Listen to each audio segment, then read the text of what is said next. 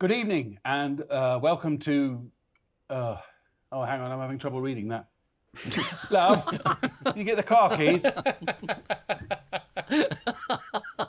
Ian, how's your week been? Fine, thank you. I've been just trying not to be too cross all week, but it's with some difficulty. Is it? Yes, my post bag is just full of very, very cross people. And oddly, I agree with them entirely. So, yeah, no, it's a cross week. Paul, how are you? I'm fine. I've not been watching any of the news as I like the content of this programme to be a complete surprise to me each and every week.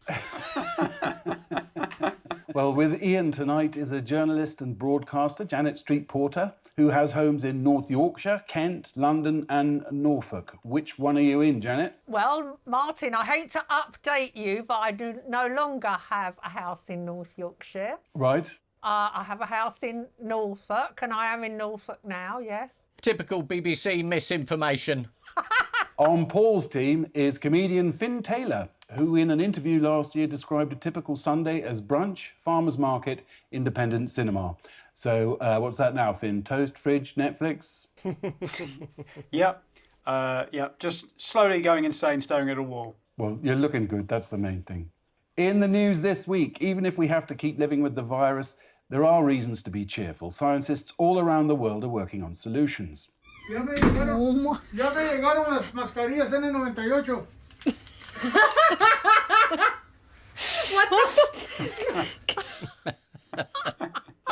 Any university students worried that they're paying full tuition fees but won't get value for money, don't worry. You've got this graduation ceremony to look forward to. Outstanding performance in communication art.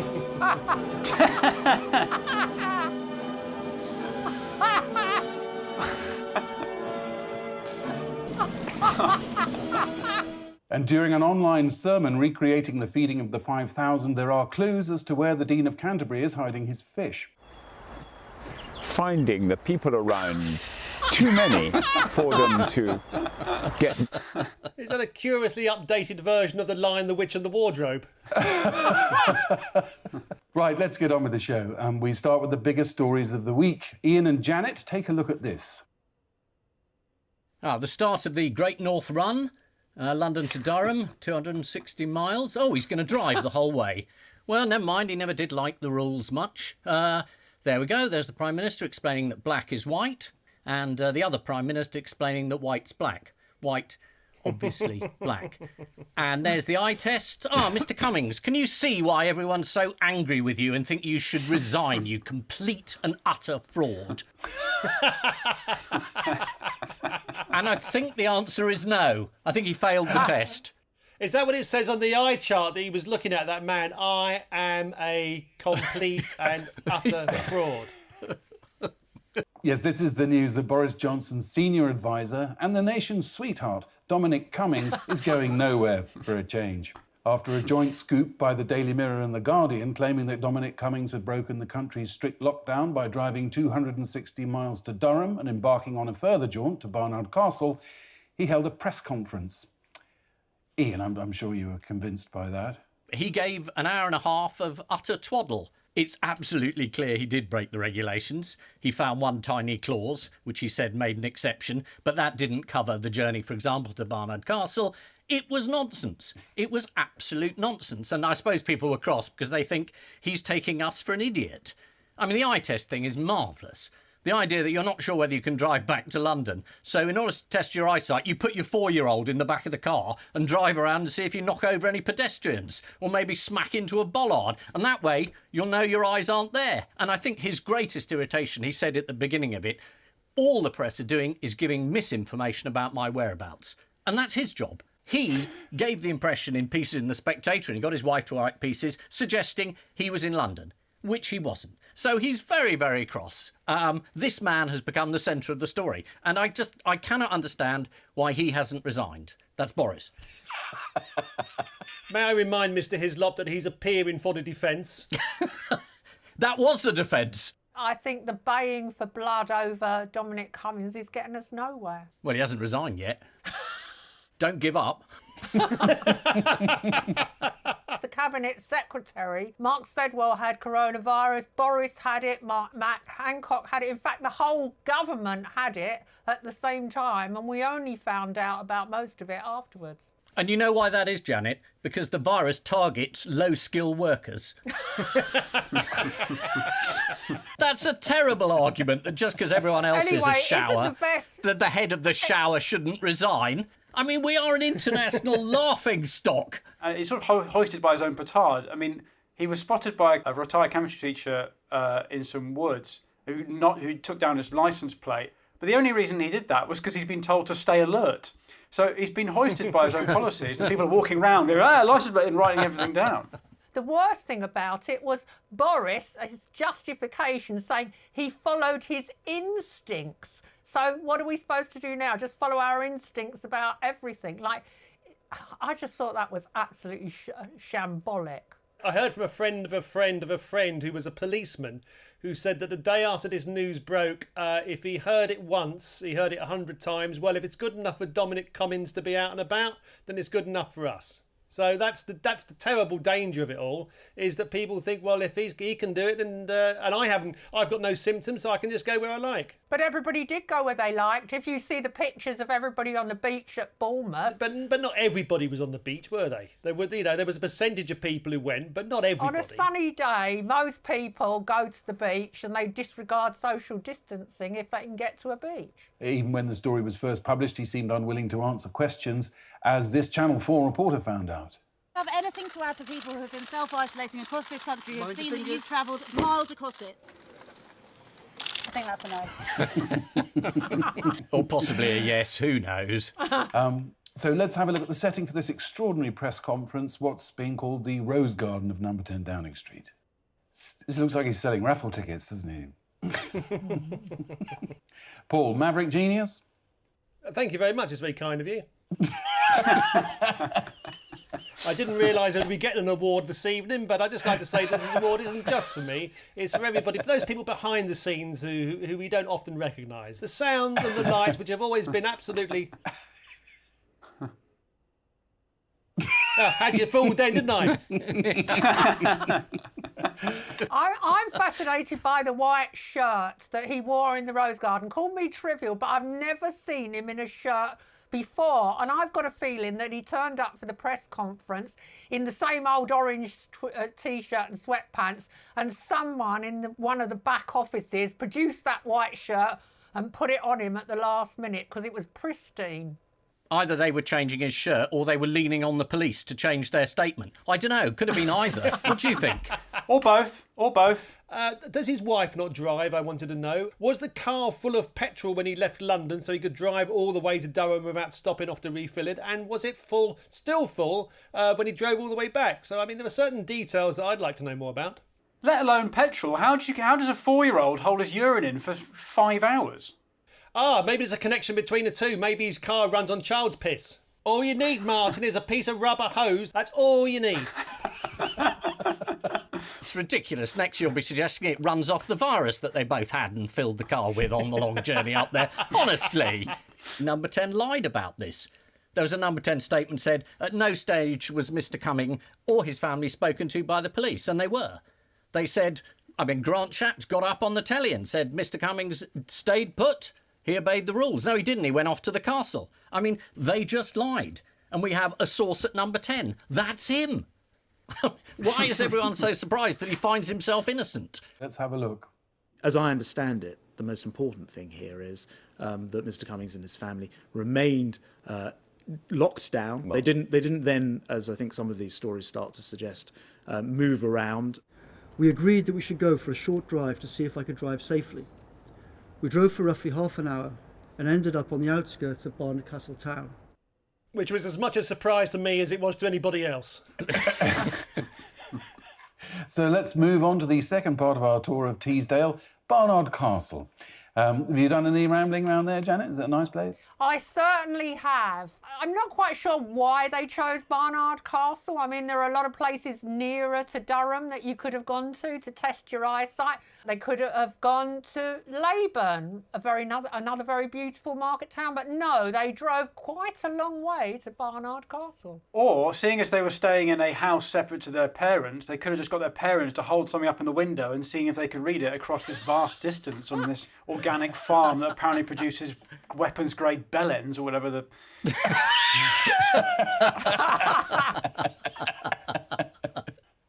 OK, let's look at how it all started. His wife fell ill, possibly with the virus. He rushed home. Then, when she was feeling better, so possibly didn't have the virus, he went back to work, possibly now infected with the virus. And by midnight, they were all in Durham. Fill in the blanks for us, please, Ian. Yes, I mean, he broke the regulations straight away. By going back to work, number one. Then he broke the you've got to stay at home and isolate. The exceptional clause really doesn't apply to him. And it was in... Sorry. Yeah, come in. And Ian's met the right man, so everything's going well. Yeah. I'm terribly sorry. That was a package of Valium. I think it's been sent by the producers. I do apologise. Why did he feel the necessity to go back to work? Is it because it's very difficult to bully people via Zoom? Doesn't he not have to be next to them? I think that's right. And as he said, he kept saying it was very important for me to be around because I had to make these decisions about vaccines. And I thought, do we not have any medical experts in Britain? Do we have a health secretary? Why is a political aide making decisions about vaccines? He's only there to make the Prime Minister look good, a job which he's singularly failed to do. So why do we need him anywhere? So why are some people angry that he made the 260-mile journey? I know, ask Ian, he'll tell you. Ian? I haven't a clue. I mean, why are people so angry? I can't see it myself. If you can't see it, Ian, get in your car, drive to Canterbury Cathedral, that'll clear it. You feel like an idiot. I mean, I'm quite cross. I obeyed various regulations about care homes and funerals and things, and I just feel bloody irritated. I should have led, all the old people in a conga around the town and had a barbecue and got pissed. It's it just makes everyone very cross. Ian, if you're ever tempted to have a barbecue, get pissed and do the conga, do let me know, please. I'll bring my own sausages. Nobody could understand the regulations anyway before. I thought stay home was quite clear. No, we've moved on from stay at home now. We're stay alert. But I thought his explanation was about as logical as Boris's non-explanation for why he visited the pole dancing woman when he was Mayor of London. Boris Johnson needed to go to her apartment with its pole dancing pole for business meetings always at lunchtime. Are you suggesting that the pole dance was helping Boris with his eyesight? Yeah, probably. Now, I know there's a lot of people paying for Cummings' blood, but let's be honest. Who hasn't decided to test their eyesight? Well, you should test yours, Martin, the way you're reading this auto cue. Shut your face. Quick, run out and find yourself a 4-year-old, put him in the back of the car and go for a test drive.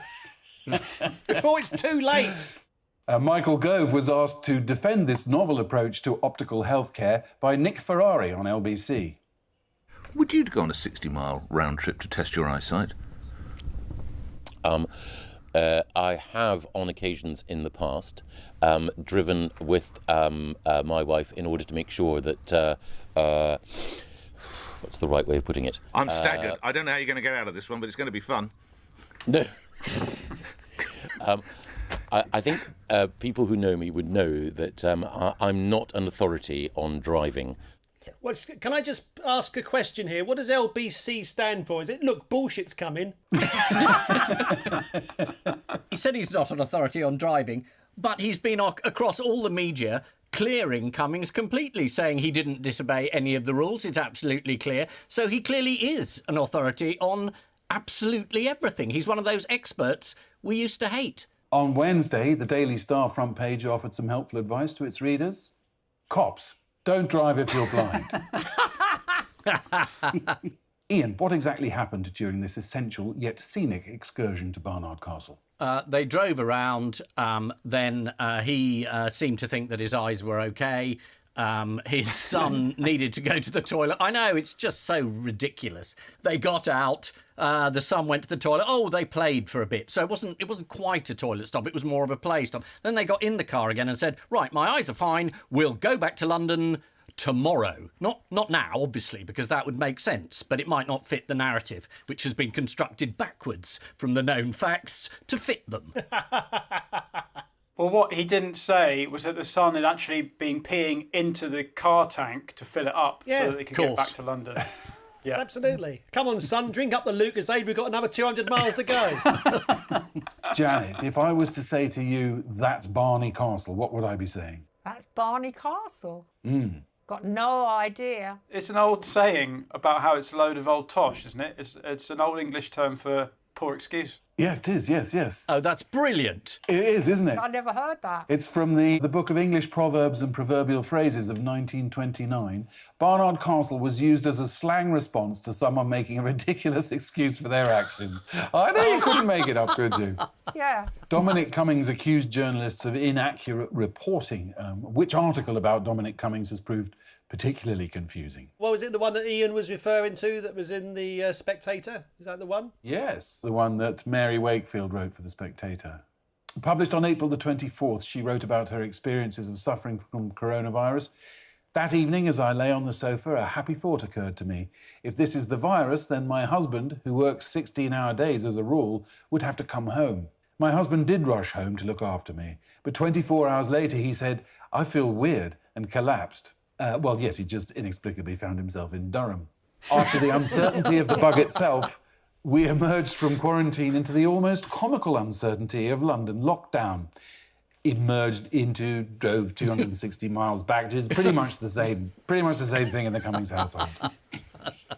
I like the idea that he worked 16 hours as a rule. Then did he break the rule and work 2, and then 3, and then maybe 5, and then 100? Instinct.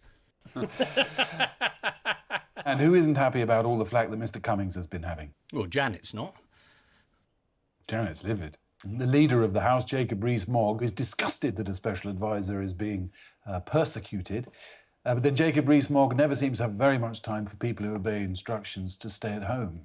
That the more one's read over the weekend about the report and about the chances of people surviving, if you just ignore what you're told and leave, you are so much safer.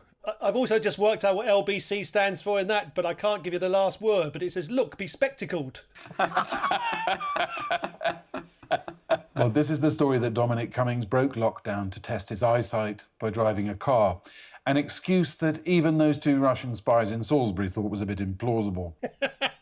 Cummings had the virus for about 10 days. It was a scary experience. I never want to go through anything like that again, said COVID-19. As Cummings started making his statement, there was a background noise that sounded like someone was trying to put him off with a trumpet. But it turned out it was just Robert Peston asking a question. Paul and Finn, over the past week, the government have been trying to distract us from Dominic Cummings Gate. So you've got a slightly different question as I ask. It goes from Scotch Corner to the Lake District. Can you name that road?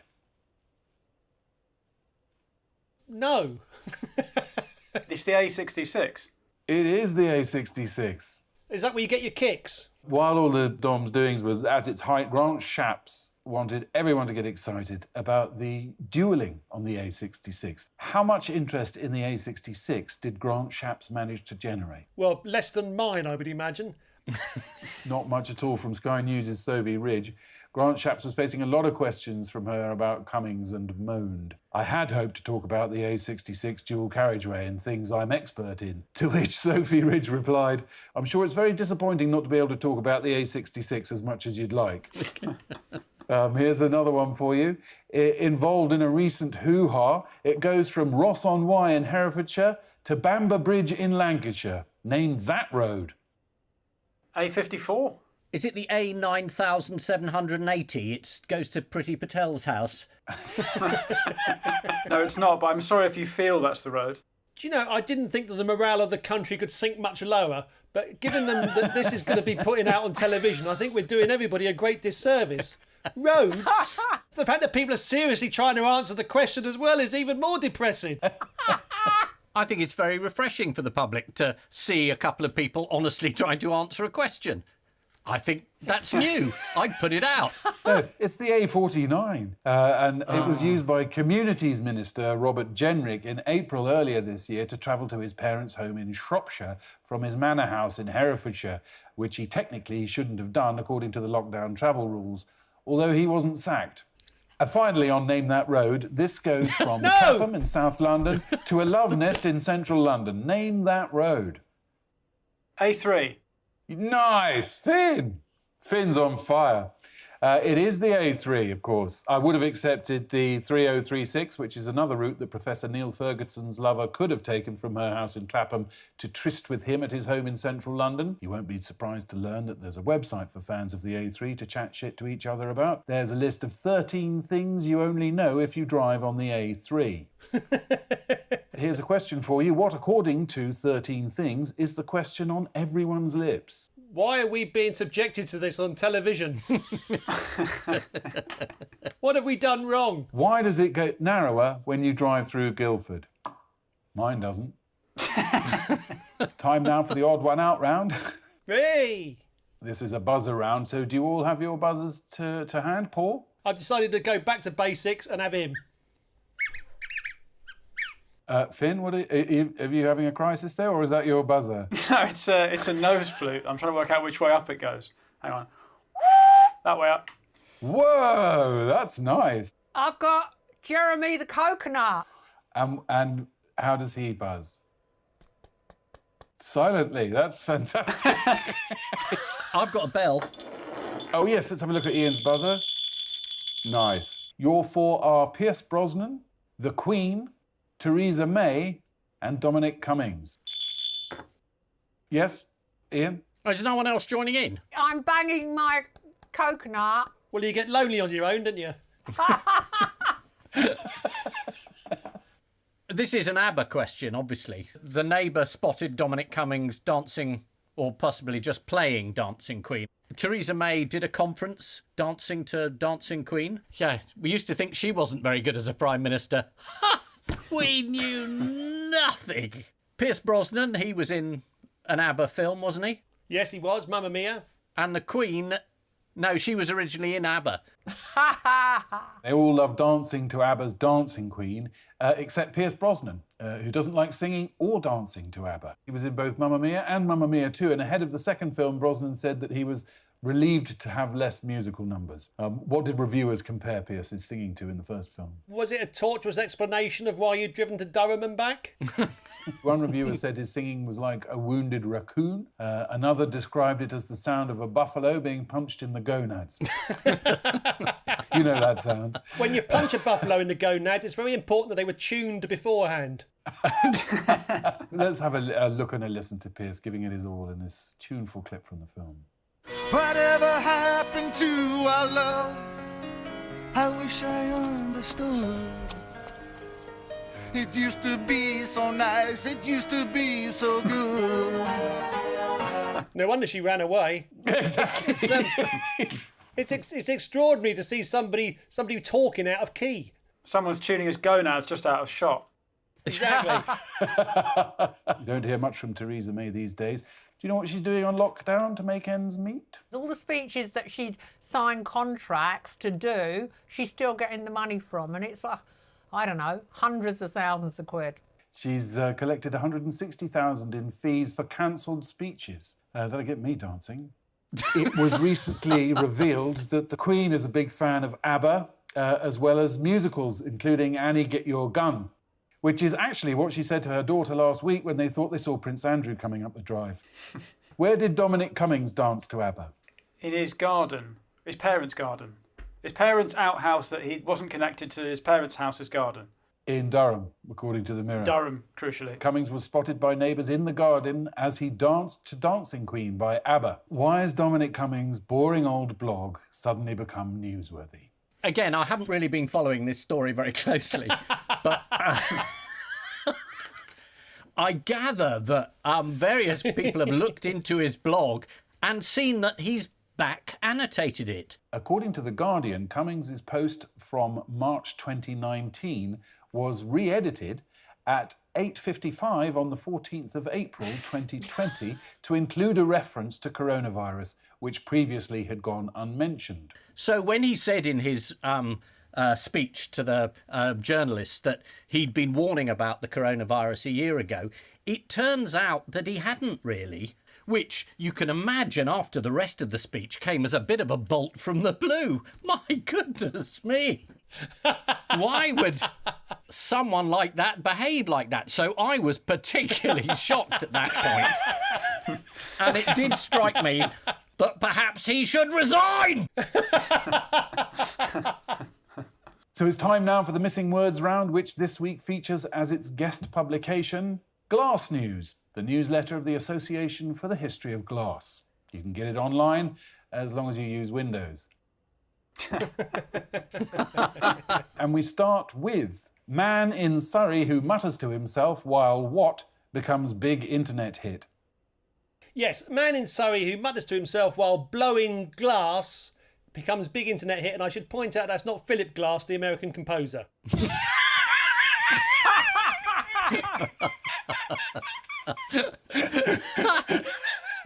The answer is doing Sudoku.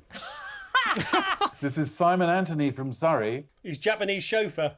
Whose Sudoku video has become a viral hit.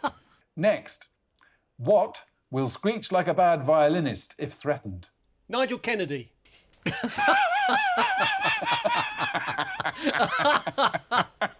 It's lobsters. And finally, people who what while what are becoming an increasing problem in the countryside. People who drive while suffering from hazy eyesight are becoming an increasing problem in the countryside. You're obsessed, Paul. Move on. Yeah, move on. Calm down. I can't move on. I have to stay at home. People who litter while dogging. People who blow glass while he's trying to compose his Fifth Symphony. The answer is people who text whilst riding their horse. This week, police in rural areas around the country have reported an increase in the number of incidents arising from people using their mobile phones while riding their horse. And that's not going to get any better when 5GG comes in. So the final scores are Ian and Janet have 5 and Paul and Finn have 6. Oh! Hey! No! But before we go, there's just time for the caption competition. I know how to pack a parachute, you said. And I leave you with news that Prince William begins to worry that his grandparents' hearing is beginning to deteriorate as he tries out the new doorbell at Sandringham. In London, as Dominic Cummings' speech goes out on TV, one man desperately tries to explain that it's not as easy as it looks. And in Thailand, on her first night out since the lockdown was relaxed, one woman thinks her Tinder date could have been more honest with his photos. She won't get pregnant anyway. Good night.